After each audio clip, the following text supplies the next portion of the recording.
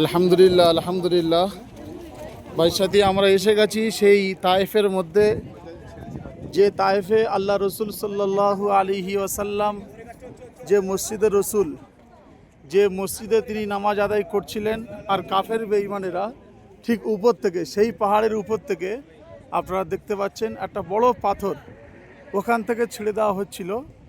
ওই পাথরটা এসে মসজিদে পড়বে, আর মসজিদের ভিতরে সাহাবা একরাম রাদিয়াল্লাহু তাআলা আনহু আর নবীজি সবাই মারা যাবে। আল্লাহ রসুল সাল্লাল্লাহু আলাইহি ওয়াসাল্লাম দেখতে পেয়েছেন। পাওয়ার পরে তিনি বললেন, হে পাথর, যদি আল্লাহর হুকুম হয়ে থাকে তাহলে তুমি নেমে এসো, আর নইলে ওখানেই আটকে যাও। সেখান থেকে ওই পাথর আটকে রয়েছে। 1400 বছরের আগেকার কথা। আলহামদুলিল্লাহ, আল্লাহ সুবহানাহু ওয়া তাআলা আমাদের সকলকে সেই জমজম ট্যুর অ্যান্ড ট্রাভেলসের সমস্ত পরিবারকে নিয়ে আমরা সেই তায়েফ শহরে পৌঁছে গেছি। এবং বিশ্বনবী সাল্লাল্লাহু আলাইহি ওয়াসাল্লাম এই মসজিদে যখন নামাজ আদায় করতেন, তখন কি করত, একজন বুড়ি মা কাঁটা দিয়ে বিছিয়ে রাখতো এই রাস্তার উপরে, যাতে নবীজি কষ্ট পেতেন। সেই বুড়িমার বাড়ি হলো এই, যে বুড়িমার বাড়ি আপনারা দেখতে পাচ্ছেন, এই হলো সেই বুড়িমার বাড়ি।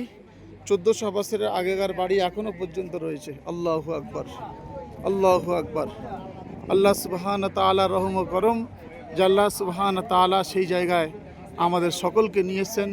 জমজম ট্যুর অ্যান্ড ট্রাভেলসের সমস্ত সাথী ভাই পরিবারকে নিয়ে আল্লাহ সুবহানাহু ওয়া তাআলা আমাদের আসার তৌফিক দিয়েছেন।